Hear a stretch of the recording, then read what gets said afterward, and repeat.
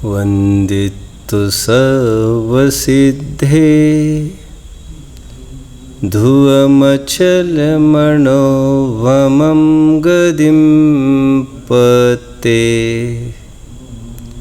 वोच्छामि समयपाहुड मीणमोऽसुद केवली भणिदम् नमः समयसाराय स्वानुभूत्या चकासते चित्स्वभावाय भावाय सर्वभावान्तरच्छिदे अनन्तधर्मणस्तत्त्वम् पश्यन्ति प्रत्यगात्मनः अनेकान्तमयी मूर्तिर्नित्यमेव प्रकाशिताम्। इनकलाब जिंदाबाद, we want justice, Swaraj is my birthright and I will have it के नारे तुम लगाते हो और आकर हमें पूछते हो कि हम कब आज़ाद होंगे, कब स्वतंत्र होंगे, कब हम सुखी होंगे।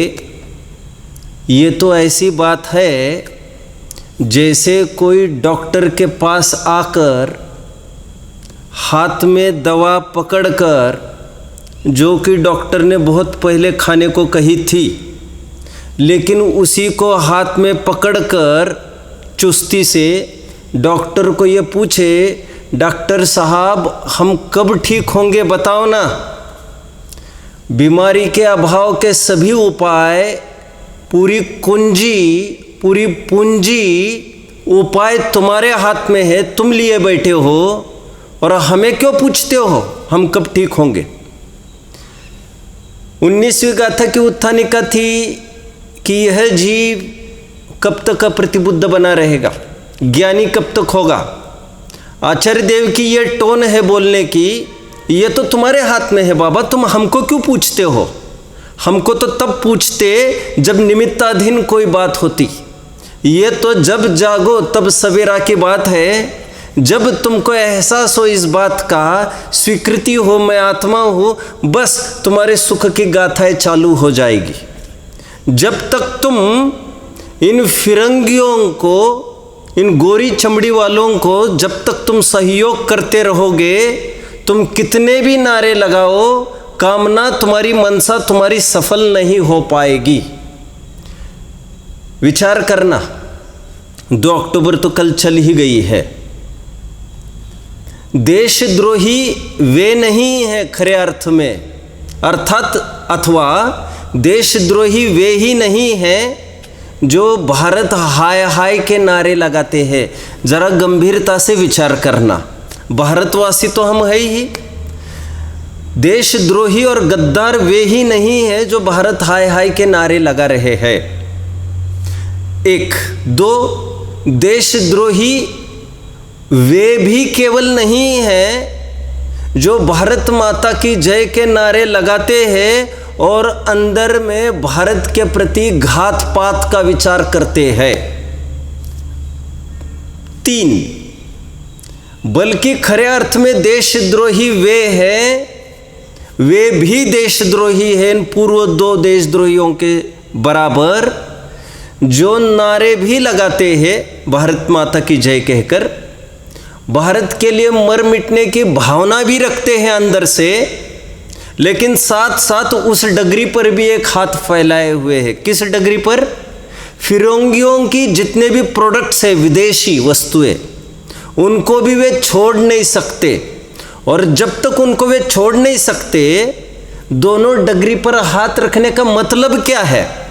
जब तक ये मैं हूँ और ये मेरे है ऐसी भावना बनी रहेगी, पर द्रव्य की डगरी पर जब तक एक हाथ बना रहेगा, तब तक हमारी कितनी भी मनसा हो उभरने की, भले ही सुबह से लेकर रात तक हम ये पुण्य अनुष्ठानों में ही समय व्यतीत करते हो, लेकिन पूजा करते समय क्या हम ये नहीं मानते कि मैं ऐसा कर रहा हूँ?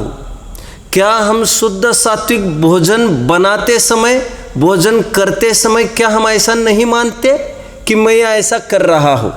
सामयिक में बैठते समय क्या हम ऐसा नहीं मानते कि मैं हाथ पैर नहीं हिला रहा हूँ? यही तो अधर्म हो रहा है। और धर्म का बाना पहनकर, और ये सबसे सुरक्षित अधर्म होता है। धर्म को, अधर्म को जब धर्म का बाना पहनाया जाए तो वो अधर्म और भी सुरक्षित हो जाता है, जिसका निवारण बहुत कठिन हो जाता है।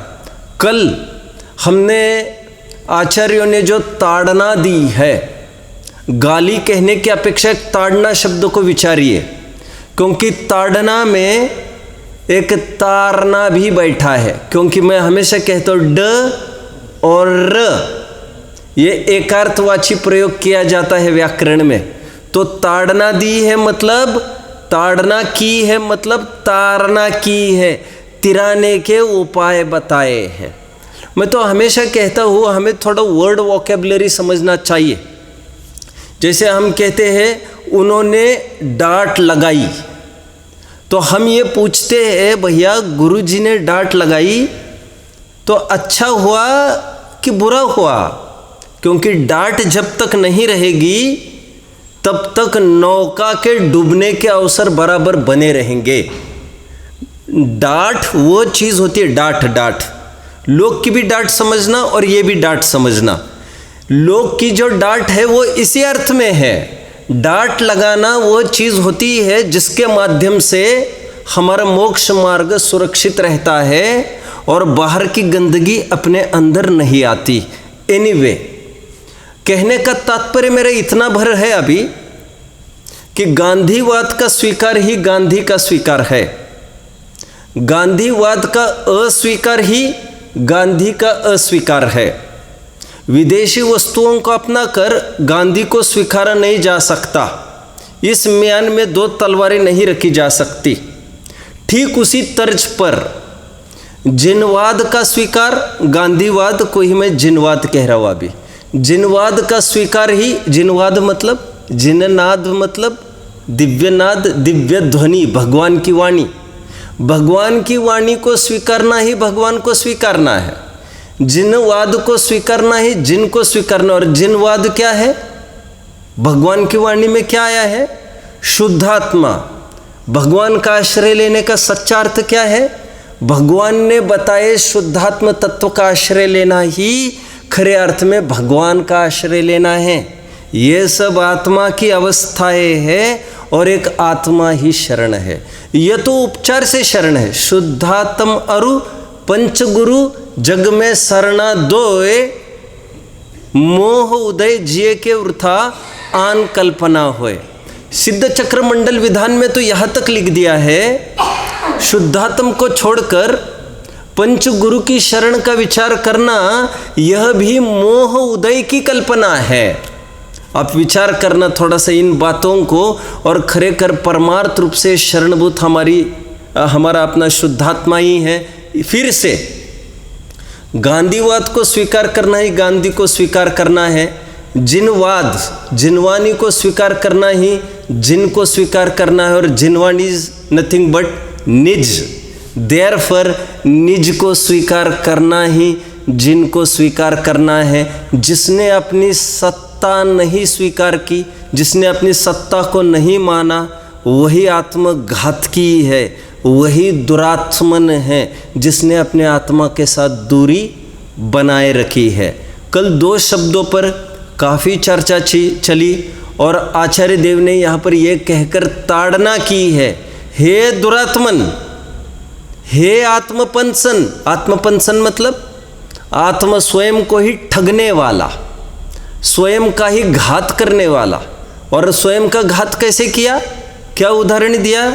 जो मिली जुली वस्तुएं उनको एक वस्तु मानना, जो भी वस्तुएं ज्ञान का गेय बन रही थी, संयोग रूप जितनी भी वस्तुएं थी, द्रव्य कर्म, नौ कर्म, भाव कर्म, उन सब को अपना मानना, ये महाअपराध है। और आत्मा का जो नेचुरल भाव है, त्रिकाल वस्तु, उसको क्षणिक मानने की चेष्टा करना, यही आत्मा का घात है। पुरुषार्थ सिद्धि उपाय का 14वां श्लोक अत्यंत प्रसिद्ध है और ये परंपरा रही है कि ग्रंथ में थोड़ी भी जगह होती है, ऑलमोस्ट पीछे के पेज पर इस 14वें श्लोक को उद्धृत किया जाता है पुरुषार्थ सिद्धि उपाय को। आपको अलग सा अध्ययन करना चाहिए इसका, इस प्रसंग में खास तौर पर करना ही चाहिए, जो स्फटिक मणि का उदाहरण चला है अभी। एवं मयम कर्म कृतेर भावेर समाहितोपि युक्तैव प्रतिभाति बालिशानां प्रतिभासः स खलु भव बीज। अज्ञानियों का भव बीज क्या है? अमृतचंद्र देव पुरुषार्थ सिद्धि उपाय 14वां श्लोक। भव भ्रमण का कारण क्या है अज्ञानियों का, बालिश जनों का? तो कहते और कुछ नहीं, जो कर्मकृत भाव है, एवं कर्मकृतेर भावैर समाहितोपि युक्तैव। क्या करते हैं ये अज्ञानी जीव? जितने भी कर्मकृत भाव है उनको भी अपने में ले लेते हैं। ऐसा बहुत बार होता है। पड़ोसी बहुत साल तक नहीं आ पाए लौट कर, क्या भाव होता है? सही बोलना। अभी पड़ोसियों की छोड़ दो, हमें लग रहा होगा हम थोड़ी ऐसा करते हैं।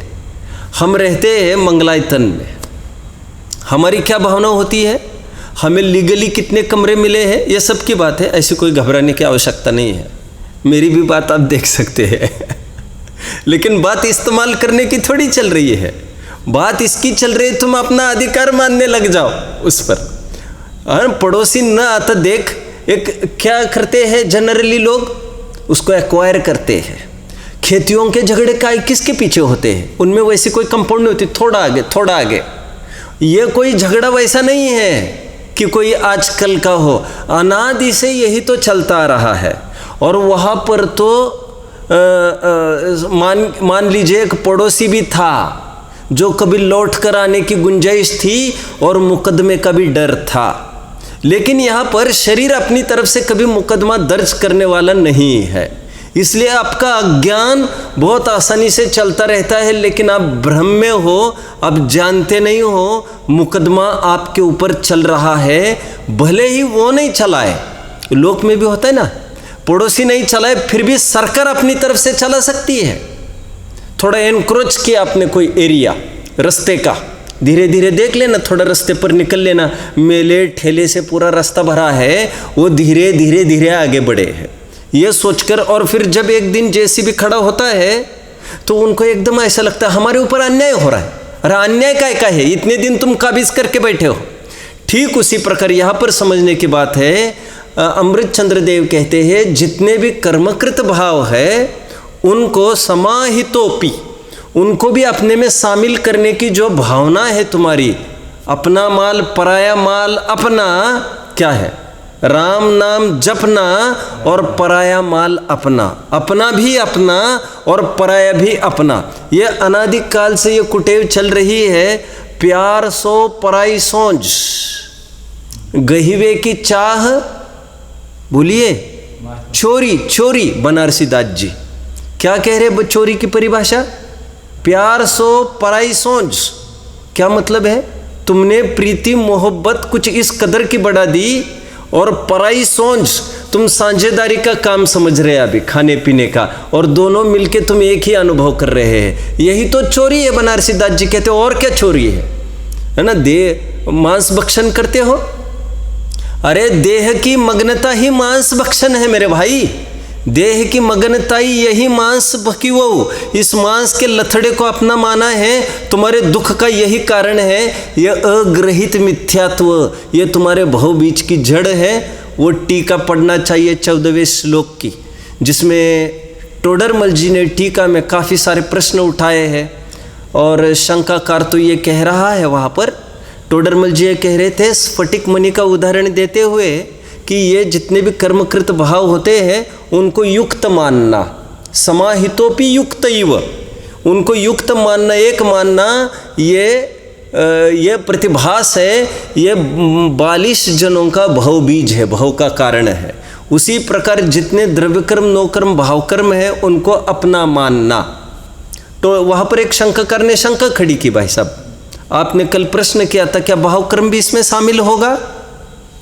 आपको देखना चाहिए, वहाँ पर एक प्रश्न किया, यहाँ पर भी बात आएगी। वैसे वहाँ पर शंकाकार ये पूछता है कि राग द्वेष तो कर्म जीवकृत होता है, आप कह रहे कर्मकृत थोड़ी होता है अशुद्ध निश्चय से। टोडरमल जी कहते बाबा हमने उसको जीवकृत इसलिए कहा था राग द्वेष को, ताकि तुम पराश्रित परकृत है मानकर तुम स्वच्छंदी ना हो जाओ। ये तुम्हारी ही अपनी निजी जिम्मेदारी है राग द्वेष को उखाड़ने की, इसलिए कहा था। लेकिन एक नई समस्या का उद्भव होता देखकर कि तुम उसको ज्ञान दर्शनवत निज भाव मानने लग गए हो, तो तुम्हें यह समझना जरूरी है कि ये कोई हमारा निज भाव नहीं है, इसलिए उसको हमने पुद्गलकृत और परकृत भी कर्मकृत भी बोल दिया है।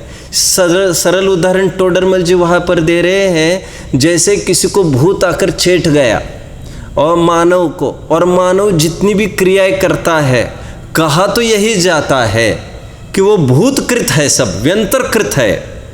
लेकिन ऐसा होने पर भी वो माना तो यही जाएगा कि इन्फ्लुएंस में वे मानव ही आ गया। यदि मानव दृढ़ रहता, आस्था नहीं रखता, तो हावी होता ही नहीं। आज एक नए उदाहरण से बात को आगे बढ़ेंगे। पहले तो आपको ये समझना जरूरी है, आचार्य देव दुरात्मन और आत्मपंसन किनको कह रहे हैं? जो स्वयं को 50-60 साल वाला मानता है, जो ये मानता है घर गृहस्थी में चलाता हो, बीवी बच्चे मेरे अधीन चलने चाहिए, मानता ही है, उसमें कौन सी बड़ी आश्चर्य की बात है। और कहते हैं यही आत्मघात है। आज एक नया उदाहरण दे रहे हैं, इस उदाहरण को थोड़ा सा समझिए फिर से। एक हाथी था, फिर मैं यहाँ से भी पढ़ूंगा उस उदाहरण को अच्छे से मैं समझा रहा हूँ, बहुत अच्छे से पढ़कर आप समझ नहीं पाएंगे उसको। एक हाथी था और रोजाना उसको सैकड़ों क्विंटलों का उसका डाइट है हाथी का। तो हाथी को खूब घास खिलाई जाती थी। आदमी क्या करता है दरअसल, जब गेहूं का खेत फसल आ जाती है, गेहूं की फसल आ जाती है, तो गेहूं तो उसके हटा लेता है, स्वयं खा जाता है और घास पशुओं को दे देता है। मक्के का भी कोई अनाज आ गया मान के चलो, उसको भी हटाता है, ऊपर थोड़ा सा जो बचता है उसको पशुओं को दे देता है। सबकी यही बात है।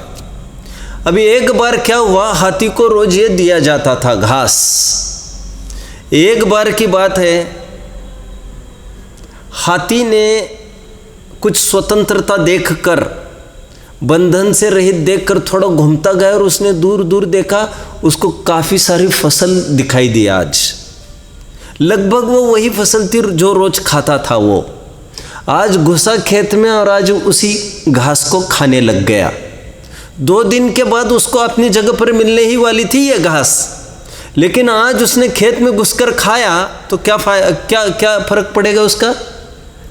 डंडे पड़ेंगे की बात नहीं करनी है मुझे, और उसको डंडे से भी कुछ नहीं होने वाला है। फर्क किस अपेक्षा से पड़ेगा उसको? स्वाद में। आज की घास हाथी को थोड़ी मीठी लगी है, मीठी रोज की अपेक्षा। तो वो हाथी ये समझता है आज की जो घास है वो बड़ी मीठी घास है। दरअसल वो इस बात को नहीं समझ पा रहा है कि घास तो घास है, घास का स्वाद कभी भी मीठा नहीं हुआ करता, मतलब वो अपना एक ही स्वाद वाला है घास। लेकिन वो जो मिठास है, वो मिठास उस गेहूं की है, मक्के की है, जो भी अनाज उसमें लगा है मिठास उसकी है। लेकिन उसने ये भेद किया दिमाग में कि ये कल की घास ऐसी थी और आज की घास तो मीठी है। तो 2 वस्तु में एकता की कल्पना करके वो घास को ही मीठी मानता हुआ वो पशु का उदाहरण दे रहे हैं, उसको विवेक नहीं रहता कि इसमें मीठा अंश ये है, घास का अंश ये है।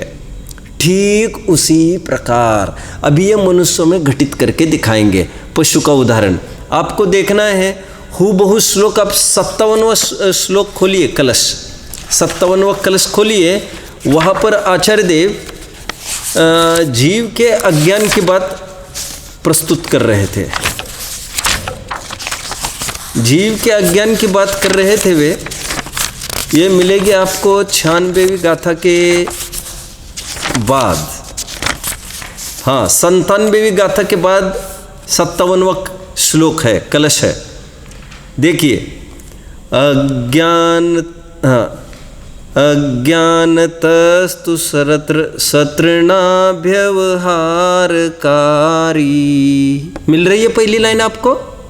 हूबहू उदाहरण यहां पर आपको मिलेगा। क्या कह रहे? अज्ञान से शतृण अभ्यवहारकारी, आहार मिश्रित तृण का अज्ञानी एक पने का अनुभव करता है। और उदाहरण दिए हैं यहाँ पर, और विचारना चाहिए इन श्लोकों को। जैसे किसी को श्रीखंड खाने दिया तो वो क्या कहता है? यह आइटम गजब का है। श्रीखंड महाराष्ट्र का वैसे डिश है, ये स्वीट डिश। श्रीखंड आपने सुना है कभी? श्रीखंड होता है, आम्रखंड होता है, सुना है कभी? तो वो मानता है कि ये चीज़ तो बड़ी गजब की है, लेकिन वो भूल गया ये कोई चीज़ नहीं है। एक ये दो चीज़ों का दधि और इक्षु, दधिक्षु शब्द पड़ा है, का मिश्रण है। खट्टा मीठा वाले एक स्वाद नहीं है, खट्टी और मीठी दो वस्तु मिलाकर बनी हुई ये मिली जुली एक वस्तु है। एक वस्तु भासित हो रही है, एक वस्तु नहीं है, ये तो दो वस्तु है। तो लोक व्यवहार में एक वस्तु कहते हैं। आप समझ रहे इस बात को? यहाँ पर भी इन उदाहरणों के माध्यम से कह रहे हैं, अज्ञानी अनादिकाल से क्या करता है? मिले जुले स्वाद को वो अपना स्वाद मानता है। वो भूल जाता है कि ज्ञान राग तो मेरो मिलो। अब यहाँ पर राग भी नहीं आएगा, आज राग भी नहीं आएगा। ज्ञान तो मेरो मिलो, कर्णो धरनो राग आदि वो पुद्गल को मिलो। अब समझ में आ रहा है ना? ऐसा भेद विज्ञान उसको भाषित नहीं होता, और यह सब उसके जीवन में अज्ञान का कारण है। आइए 4-5 लाइंस थोड़ी सी पढ़ लेते हैं। देखिए जरा, यह हम टीका देख रहे हैं 23, 24 और 25वीं गाथा की टीका। देखिए, रे दुरात्मन, आत्मघात करने वाले। जैसे अभी वो उदाहरण को थोड़ा विचार करना, यहाँ पर एकदम साफ नहीं दिया है। जैसे परम अविवेक पूर्वक खाने वाले हाथी आदि पशु सुंदर आहार को तृण सहित खा जाते हैं। इतनी सी बात है। कोई विद्वान ऐसे भी उदाहरण देते हैं कि उसमें लड्डू मिलाया गया। यह कोई उदाहरण ठीक नहीं है। यह प्राकृतिक उदाहरण मैंने दिया है जो आपको यही विचारना चाहिए। खा जाते हैं, उसी प्रकार खाने के स्वभाव को तू छोड़ छोड़। गजब गजब। देखिए ऊपर संस्कृत देखना है, जही ही आपको मिलेगा। ये बहुत ही प्रसिद्ध टीका है और ये टीका इस रूप से भी याद की जाती है।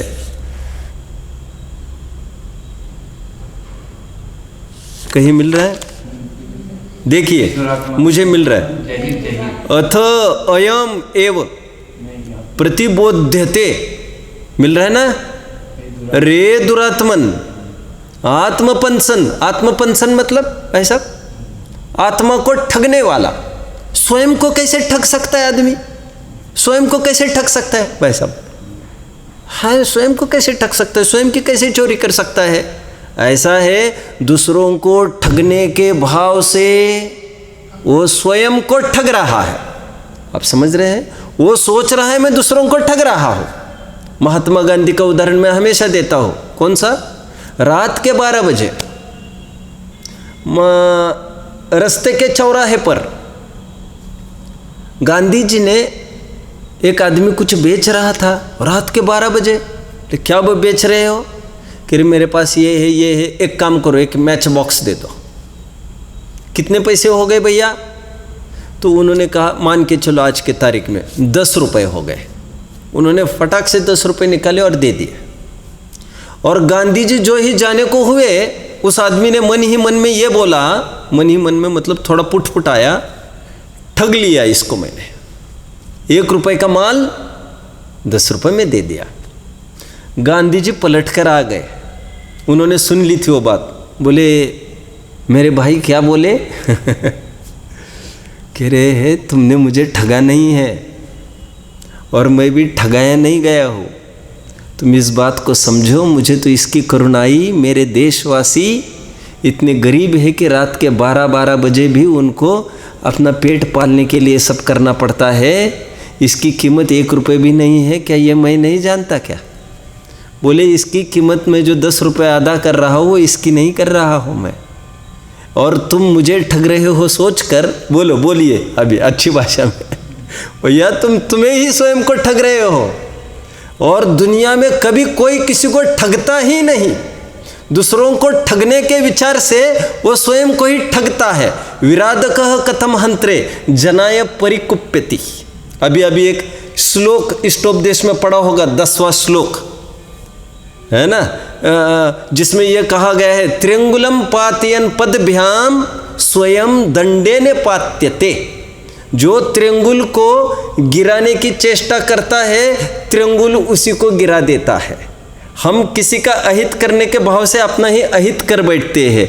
यहाँ पर ऐसे आत्मघात की बात कर रहे हैं। आगे देखिए, रे दुरात्मन आत्मपंसन जही मतलब आचार्य देव 2 बार कह रहे हैं छोड़। किसको छोड़ने की बात कर रहे हैं? बोलिए, अविवेक को छोड़ने की बात कर रहे। अविवेक मतलब इस प्रसंग में अप्रतिबुद्धता। प्रकरण क्या चल रहा है? अप्रतिबुद्धता के त्याग की। तो इस अविवेक को छोड़। अविवेक मतलब जो मिली जुली चीजों को तुम एक वस्तु मानते हो, इस प्रवृत्ति को तू छोड़। 2 वस्तु को 2 वस्तु मानना। बोलिए वो 3 स्टेप्स। 2 वस्तु को 1 वस्तु मानना संसार, 2 वस्तु को 2 वस्तु मानना, बोलिए मोक्ष मार्ग, 2 वस्तु की 2 वस्तु होना मोक्ष। 2 चीजें भिन्न हैं अपने अपने स्थान पर, उनको मिली जुली मानना, एक दूसरों का कर्ता भोक्ता मानना। जही परम अविवेक मिल रहा है आपको। घस्मर सतृण अभ्यव। भाई साहब अभी श्लोक में कलश में पढ़ा था, शब्द यही था, सतृणाभ्यवहारकारी मिला था। हरित्वम कह रहे अनाज से युक्त उसको ग्रहण करता है। ये हाथी का उदाहरण देकर उन्होंने इस बात को कहा है। और जीव में घटित के अज्ञानी ऐसा करता है। उपदेश आदि में क्या कहा? आत्माश्रित ज्ञान में तथा पुद्गलाश्रित उपदेश और उपवास में एकत्व करता है। जीव तत्व संबंधी भूल। मैं बोलता भी हूँ और मैं जानता भी हूँ। आज का प्रवचन कैसा रहा? आज का प्रवचन बहुत अच्छा रहा। फील गुड होता है और बहुत तकलीफ है आजकल। आजकल जो चल रहा है ना ये, तो उसमें ये होता है कि किसको कितने व्यूज़ मिले हैं, किसको कितने जन सब्सक्राइब कर रहे हैं। और आजकल बड़े बड़े मोटिवेशनल स्पीकर्स ऐसा बोलते हैं। क्या बोलते हैं? आपने हमारा मोटिवेशनल स्पीच सुना, अभी हमको भी थोड़ा अच्छा लगेगा, आप हमको लाइक करें, सब्सक्राइब करें। मतलब जो मोटिवेशन दे रहा है दूसरों को, वो दूसरों की कृपा चाह रहा है। वो कह रहा है हमें भी अच्छा लगेगा, आप हमको लाइक करो। अरे भैया, तुम दूसरों को कॉन्फिडेंस देने के लिए यहाँ पर आए हो और तुम स्वयं पराश्रित हो गए हो। कैसे तुमसे आशा की जाए? कैसे आशा की जाए? देखिए सुंदर, अभी हिंदी पढ़ रहा हूं मैं इस बात को। देखिए, आत्मघात करने वाले जैसे परम अविवेक पूर्वक खाने वाले हाथी आदि पशु सुंदर आहार को तृण सहित खा जाते हैं, उसी प्रकार खाने के स्वभाव को तू छोड़। खाने के स्वभाव को छोड़ मतलब कभी मिलाकर नहीं खाना, ऐसी बात कर रहे कि कोई चीज़। अरे भैया, विषय सेवन करने के काल में तुम इसको जानो, ये विषय का रस अलग है, ये ज्ञान का रस अलग है, विषय अलग है। और मैंने जाना है तो अपनी जानी को ही जाना है, मैंने बाहर के विषय को स्पर्श करने की मेरी ताकत ही नहीं है। आगे मैंने आकुलता को जाना है। क्या कहा? भोजन संबंधी आकुलता को जाना है। भोजन किया है गलत, आकुलता की है गलत। भोजन संबंधी आकुलता को जाना है। भोजन के निमित्त से हुई, भोजन करने के निमित्त से हुई निराकुलता, थोड़ी देर के लिए आकुलता की कमी, निराकुलता को भी मैंने जाना ही है, लेकिन यह परमार्थ निराकुलता नहीं है। आगे देखिए, खाने के स्वभाव को तू छोड़, जिसने समस्त संदेह, विपर्य, अनध्यवसाय दूर कर दिए हैं और जो विश्व को, समस्त वस्तुओं को प्रकाशित करने के लिए एक अद्वितीय ज्योति है ना। संशय, विपर्यास, अनध्यवसाय हट गया, सम्यक ज्ञान हो गया। क्योंकि अविवेक की बात कर रहे थे तो अविवेक के ये 3 दोष बता रहे। मिथ्या ज्ञान के 3 दोष है, संशय, विपर्यास, अनध्यवसाय। यदि मिथ्या श्रद्धा की बात करते तो विपरीत अभिनिवेश की बात करते। एनीवे, अभी उसको अडिग हो गए हो, संशय नहीं रहा अभी उसको कि ये वस्तु है, ये वस्तु, उसको सोचना नहीं पड़ता। अडिग उस मामले में दूर कर दिए हैं। और जो विश्व को, समस्त वस्तुओं को प्रकाशित करने के लिए एक अद्वितीय ज्योति है, ऐसे सर्वज्ञ के ज्ञान से स्फुट प्रकट किया गया जो नित्य उपयोग स्वभाव रूप जीव द्रव्य, वह पुद्गल द्रव्य रूप कैसे हो गया कि जिससे तू यह अनुभव करता है कि यह पुद्गल द्रव्य मेरा है। पुद्गल द्रव्य रूप जब होता नहीं तो यह मेरा है, ऐसे कैसे अनुभव किया तुमने? कदाचित बैलगाड़ी थोड़े अंतर पर चले कुत्ते के साथ साथ, लेकिन दोनों के साथ साथ चलने में भी दोनों का चलना स्वतंत्र था। लेकिन समझिए, अब कुत्ते की जगह जीव को रखिए, बैलगाड़ी की जगह आप शरीर को रखिए। एक चौराहे से दूसरे चौराहे तक के डिस्टेंस को आप एक पर्याय मानकर चलिए, और गाड़ीवान की जगह आप अघाती कर्म ले लीजिए। आप ले लीजिए ना, 8 कर्म ले लीजिए, चलिए। अघाती कर्म के कहकर मैं केवल शरीर आश्रित बात करने वाला था। अर्थात वो जो गाड़ी है, बैलगाड़ी, वो किसके अधीन है? वो तो गाड़ीवान के अधीन है, उसको किस दिशा में मोड़ना है। ये जो शरीर है, हमारी आँख है, हमारे नाक है, कान है, एक एक ऑर्गन है हमारी बॉडी का, एक एक हार्ट बीट है हमारी, 1 मिनट में कितनी धड़कनें होना, एक एक पल्स बीट है हमारी। ये जितने भी अंग उपांग है, उसका पूरा फंक्शन, उसका स्वास्थ्य कैसा होगा, उसका आकार कैसा होगा, पढ़ लेना चाहिए। उसकी रिजिडिटी कितनी होगी, उसका आकार कितना होगा, यह सब अलग अलग प्रकृतियाँ कही गई है। इसकी चाल कैसी होगी, इसका स्वर कैसा होगा, सब अलग अलग प्रकृतियाँ कही गई है। और इसका चालक कोई और था, और यह कुत्ता चलते समय इत्तफाक से मान लेना चाहिए कि उसका एक चौराहे से दूसरे चौराहे के पहले तक काल तक बहुत स्मूथली सब एक साथ दोनों चलते रहे। जीव का भ्रम पनपता रहा। अनुकूलता में भ्रम के अवसर विशेष होते हैं। इसलिए नीतिकार ने कहा है, बोलिए, बलिहारिता पाप की पल पल दे रटाए। क्या कहा मैंने? क्या? बलिहारिता पाप की क्या है? ताके सिर पर सिल पड़े। कवि ने क्या भावना भाई? ताके सिर पर सिल पड़े, उसके सिर पर पत्थर पड़ जाए। किसके? नाम हृदय से जाए। उस पुण्य के सिर पर जाकर कोई पत्थर फेंक दो। किसके? उस पुण्य के। क्यों? पुण्य मेरे कोई काम का नहीं। जब बहुत पुण्य का उदय आता है तो भगवान का नाम भी याद नहीं आता। लेकिन क्या कह रहे हैं? बलिहारिता पाप की बलिहारी है, पल पल दे रटाए। निरंतर भगवान की याद दिलाता है। और उसके लिए मैं उदाहरण देता हूँ, पाप का उदय आने पर भगवान की याद कैसे करता है बार बार? उठते समय कैसे उठेगा? हे भगवान। पल पल में क्या करेगा? कोई उपेक्षा करे, हे भगवान, हे भगवान, हे भगवान। प्रतिकूलता में अपने आप भगवान भगवान निकलता है। हे भगवान कैसे उदय टलेगा? हे भगवान, हे भगवान। कह रहे बलिहारी था पाप की। तुकाराम महाराज हुए महाराष्ट्र के, उनका तो कहना था कि प्रतिकूलता देगा देवा। उन्होंने काव्य में लिखा, ओवी, ओविया लिखी है उन्होंने। और ओवी एक ऐसा छंद है जिसमें 1.5 ही छंद होता है। गजब का छंद है ये। उसमें 2 लाइन नहीं होती है, एक छंद में 1.5 ही लाइन होती है और उसको उसी रूप से बोला जाता है। 1.5 लाइन का छंद ओवी कहते हैं उसको।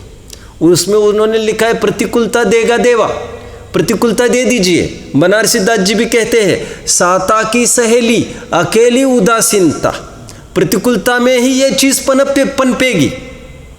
अगेन मैं क्यों कह रहा था इतना सारा? हाँ, कुछ कह रहा था भाई सब में? हाँ, मैं एक उदाहरण दे रहा था। उदाहरण सुनिए ना, सुनिए जरा। हम एक चौराहे से दूसरे चौराहे तक एक डायग्राम बनाइए। आप घर पर जाकर कागज पर बना सकते हैं भाई साहब। और मान के चलिए 1 किलोमीटर का वो पैच बनाइए। कुत्ता जा रहा है और गाड़ी भी जा रही है, गाड़ीवान उसको चला रहा है। गाड़ीवान को नाम दे दीजिए, बोलिए कर्म। कर्म, द्रव्य कर्म आप दे सकते हैं। वो जो गाड़ी चल रही है पूरी, वो किसके अधीन है? द्रव्य कर्म उसका चालक है। कुत्ता नीचे क्या मान रहा है कि मैं इसको चला रहा हूं। कब तक? सुनिए, अभी जवानी का टाइम ले लीजिए, क्रीम टाइम ले लीजिए, 25 साल तक का, 30 साल तक का ले लीजिए। तब तक सब कुछ अपने अनुकूल चलता है। 12-12 घंटे मैदान पर खेलता है बच्चा, खाता नहीं पीता नहीं, और फिर भी कुछ नहीं होता उसको। अब देख लीजिए, ठंड में गर्मी में लोग कहते भैया कुछ पहन लो, भैया कुछ पहन लो, दुनिया को आकुलता होती है। कुछ नहीं होता, अनुकूलता अनुकूलता। अभी थोड़ी दशा आगे बढ़ गई उसकी, 40, 45, 50 में आ गया, बुढ़ापे में आ गया। अब थोड़ा क्या हो गया देखिए, यहाँ पर मान के चलिए वो स्थान ऐसा कुछ आ गया, गाड़ी एक तरफ, चौराहा आ गया मान के चलिए। अभी ऐसा मान चलिए चौराहा आ गया, नहीं चौराहे के पहले की बात ले लीजिए।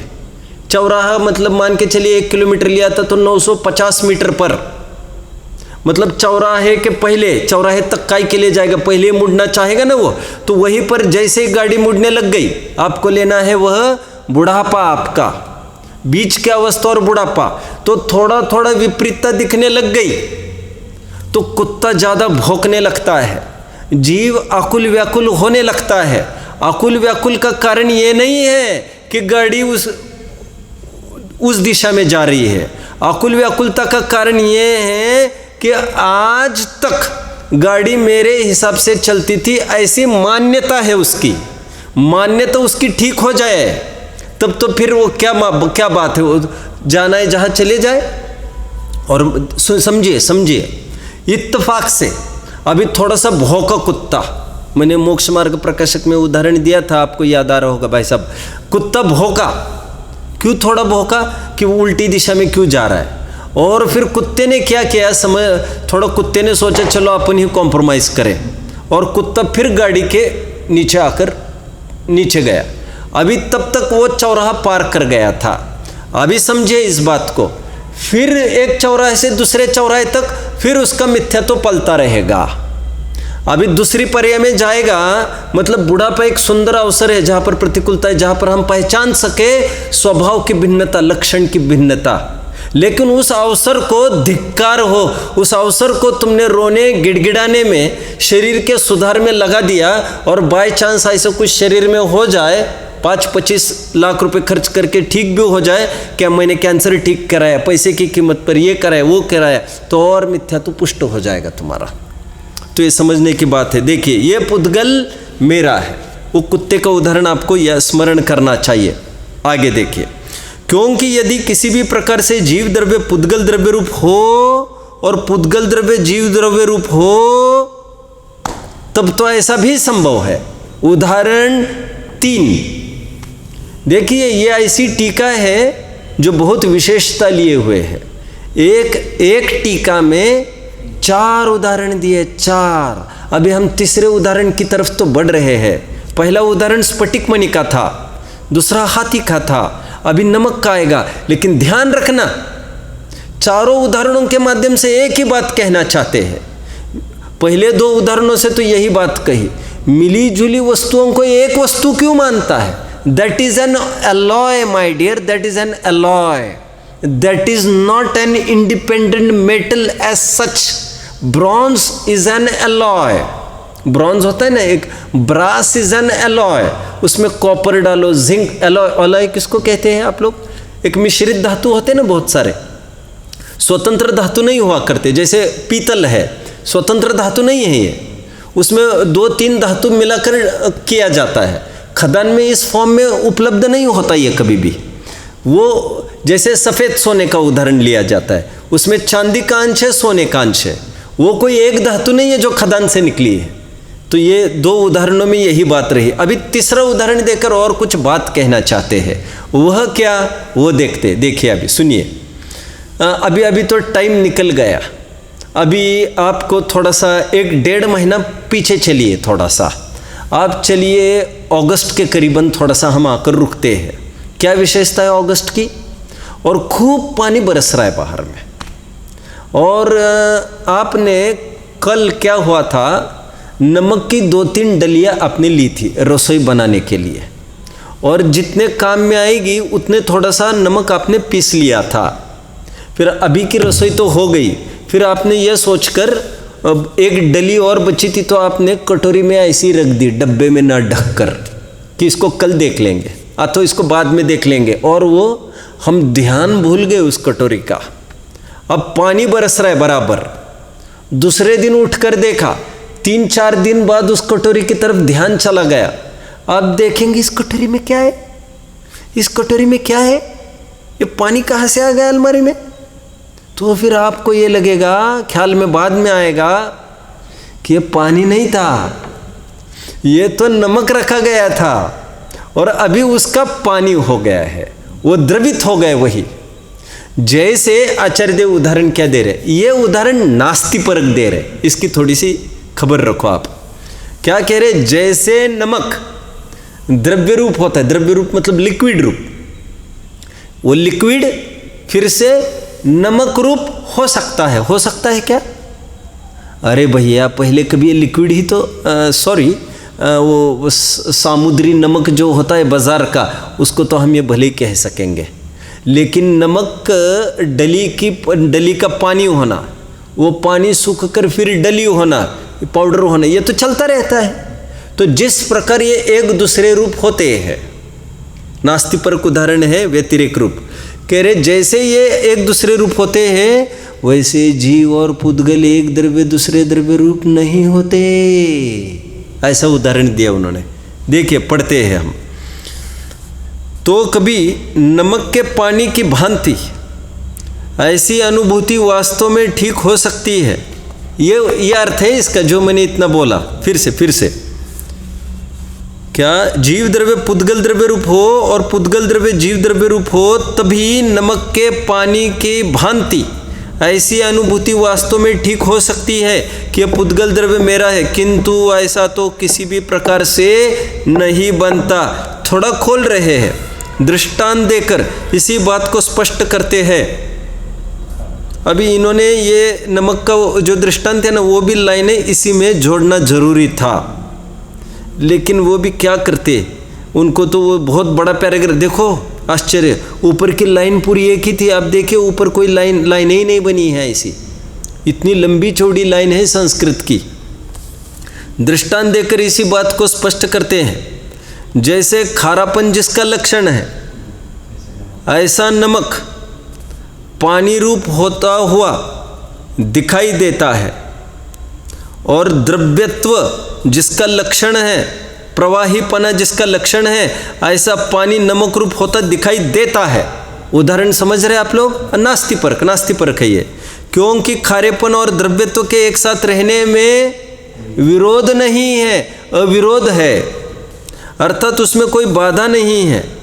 इस प्रकार नित्य उपयोग लक्षण वाला, मूल शब्द है गाथा के नित्य उपयोग लक्षण वाला, हालांकि उपयोग लक्षण तो नित्य ही हुआ करता है, लक्षण लक्ष्य से अभिन्न ही हुआ करता है। लेकिन कोई ये समझे कि ये जो 12 भेद कहे हैं उपयोग के, चक्षुदर्शन अचक्षुदर्शन आदि, जैसे द्रव्य संग्रह में कहते हैं उपयोग, ये लक्षण 12 प्रकार के हैं, तो कोई ऐसा नहीं समझे यहाँ पर कॉमन बात कर रहे हैं, कॉमन उपयोग के, उपयोग सामान्य की बात कर रहे, कोई उपयोग विशेष की बात नहीं की जा रही है। इसीलिए इस प्रकार नित्य उपयोग लक्षण वाला जीव द्रव्य पुद्गल द्रव्य होता हुआ दिखाई नहीं देता और नित्य अनुपयोग जड़ लक्षण वाला पुद्गल द्रव्य जीव द्रव्य रूप होता हुआ देखने में नहीं आता।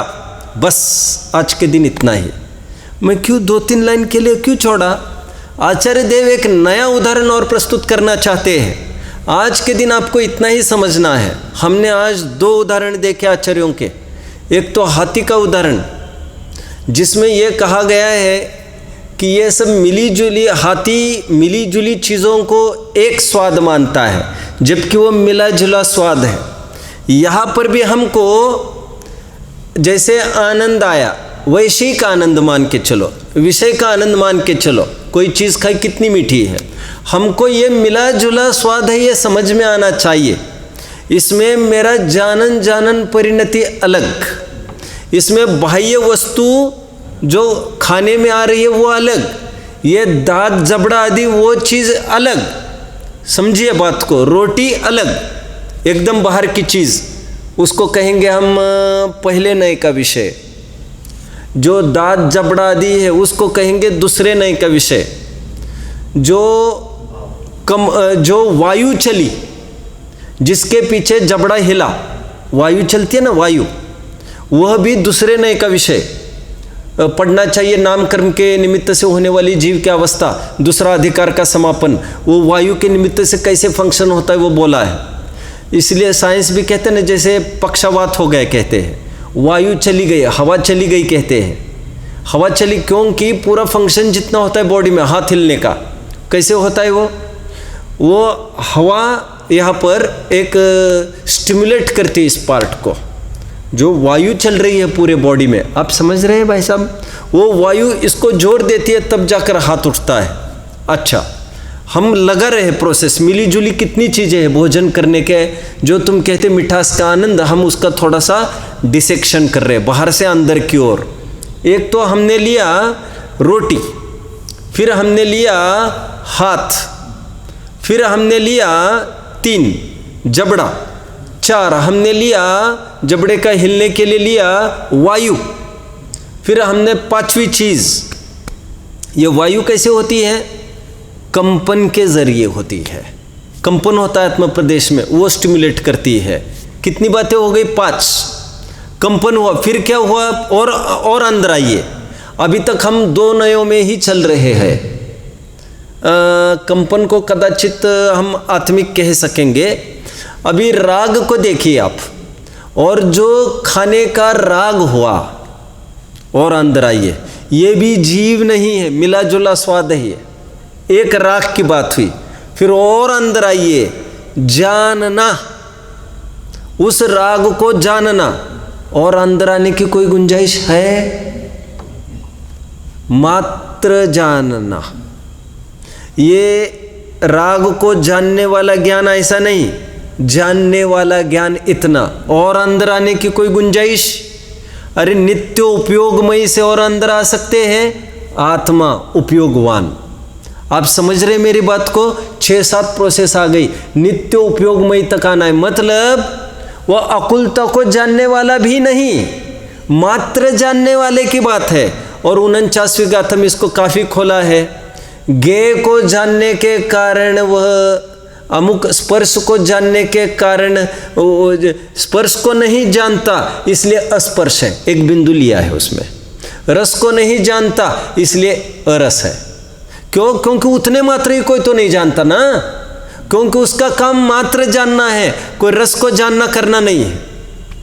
हम कहेंगे वो दर्जी क्या करता है? सब मैं पंडित जी के कपड़े सिलता हूँ, ऐसा बोलेगा? दर्जी का काम वो तो इतना ही कहेगा, मैं कपड़े सिलता हूँ, किसी के भी हो, मुझे उससे क्या मतलब है। जीव का काम जानना मात्र है, तो आकुलता को और स्वाद को जानना ये कोई बात थोड़ी हुई। तो हमने उपयोग को भी ले लिया और अंदर आ गए हम, और उपयोगवान जीव की तरफ आ गए हम। और एक मूल में बात कह रहे आचार्य देव। हाँ, और एक उदाहरण देखा आज हमने, नमक और वो द्रव्यपने का, खारेपन और द्रव्यपने का कोई विरोध नहीं है। जिस प्रकार ये रिवर्सिबल हो सकता है, एक द्रव्य दूसरे द्रव्य रूप हो सकता है, अन्योन्य भाव माना है ना पुण्य, तो उसी प्रकार कह रहे ये कोई जीव पुद्गल रूप और पुद्गल जीव रूप ऐसा नहीं होता। जीव स्वयं को उपाधिकृत मानना यही जीव का घात है। देखो ऊपर हमने एकदम ऊपर हमने पढ़ा था, 2 मिनट है अपने पास, देखिए ऊपर क्या पढ़ा था हमने। इसी प्रकार अज्ञानी को कर्म की उपाधि से आत्मा का शुद्ध स्वभाव आच्छादित हो रहा है, दिखाई नहीं देता, इसलिए मिल रहा है। कर्म का ये जितने भी परिणाम हैं वे सब औपाधिक भाव है। भाई साहब, राग को जानना क्या है? राग को जानना भी औपाधिक भाव है। कैसे कैसे? अरे भैया, औपाधिक भाव मतलब उपाधि के निमित्त से हुए भाव, और ये क्षयोपशमिक भाव है। 31वीं गाथा में अभी हम देखने वाले क्षयोपशम रूप उपाधि से होने वाले भाव। और जितनी भी उपाधियां हैं वे मुझे नहीं चाहिए, धिक्कार हो इन उपाधि के भावों को। आप जानते हैं ये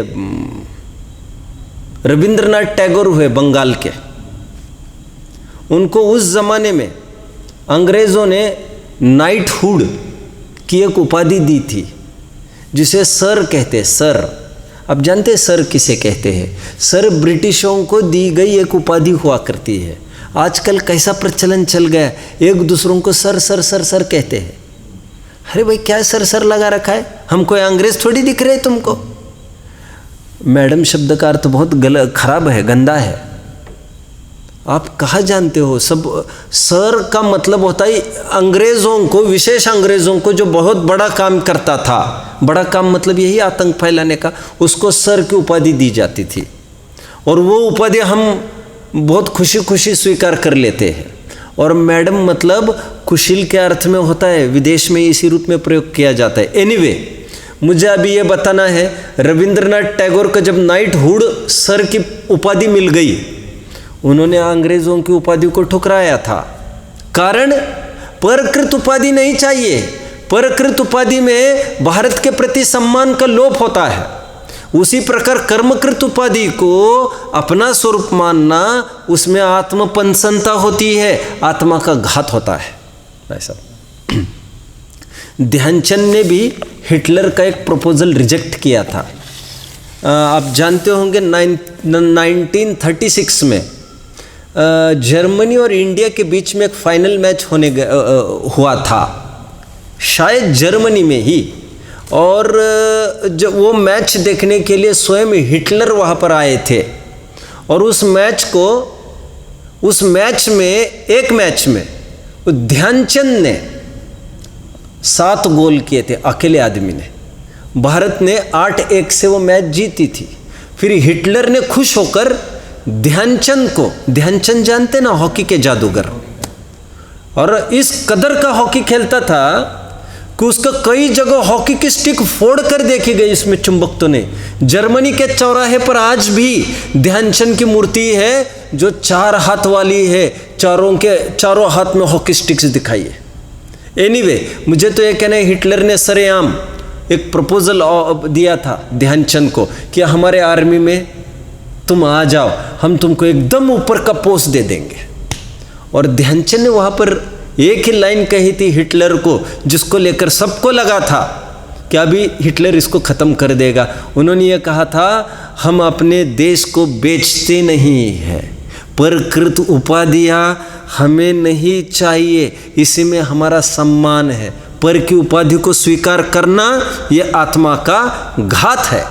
तो ये जितनी कर्मकृत उपाधियाँ है, और जानते हो हिटलर ने उसको सल्यूट किया था, ऐसा वो आदमी, उसने कहा था वाह तुम्हारा देश प्रेम। तो ठीक उसी प्रकार कर्मकृत जितनी भी उपाधियाँ हैं उसमें सज्जन लोग एकत्व नहीं करते हैं। ये गोरी काली चमड़ी, ये अमीरी गरीबी, ये हृष्ट पुष्टपना, ये दीनहीनपना, ये सब परकृत है। ये पुण्योदय पापोदय प्रशंसा निंदा सब परकृत है। ये राग द्वेष मंद कषाय तीव्र कषाय सब कर्म का उदय। और अमुक को जानना ऐसी जो खंड चेतना है 31वीं गाथा में देखेंगे। एक शैवशमिक भाव भी जीव इन रूप नहीं होता। मैं शुद्ध तत्व अनादि निधन तत्व हूँ। ओम नमः।